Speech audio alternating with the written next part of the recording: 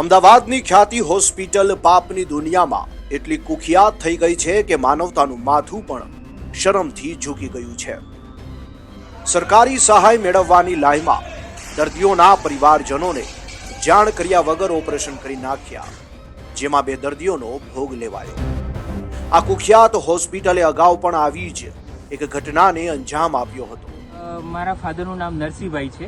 એમને 16મી તારીખના મોર્નિંગના heart related કંઈક ઇસ્યુ લાગ્યા, એટલે અમે ખ્યાતિની અંદર એડમિટ કર્યા ફાધરને બપોરે, અને એ લોકોએ વિધાઉટ ઇન્ફોર્મેશન એન્જિયોગ્રાફી ને એન્જિયોપ્લાસ્ટી કરી નાખ્યું, જે અમને કોઈ ઇન્ફોર્મેશન નથી। 17મી તારીખે એમને ડિસ્ચાર્જ કર્યા વિથ હાઈ ફીવર, અને 18મી તારીખે અમે પાછા એમને મોર્નિંગના એડમિટ કર્યા, ત્યારે અમારી પાસેથી રૂપિયા લેવામાં આવ્યા 25,000 રોકડા, અને 18મી તારીખે રાત્રે 10:15 કે 10:30 એમનું અવસાન થઈ ગયું।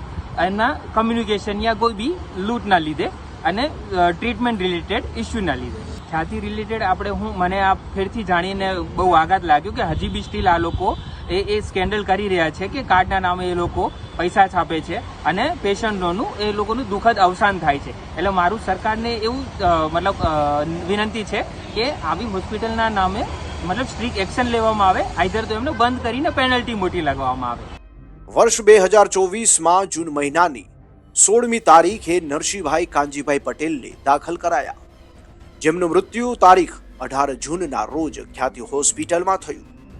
ડોક્ટર જીત બ્રહ્મભટ્ટ દ્વારા સારવાર કરાઈ હતી। દર્દી નરસિંહભાઈના સગાને જાણ કર્યા વગર જ એન્જિયોગ્રાફી કરી નાખી અને રૂપિયા 12,000 અમૃતમ કાર્ડના ખંખેરી લીધા। જો તમે પણ આવા કોઈ કૌભાંડના શિકાર બન્યા હો, અમારો સંપર્ક કરો।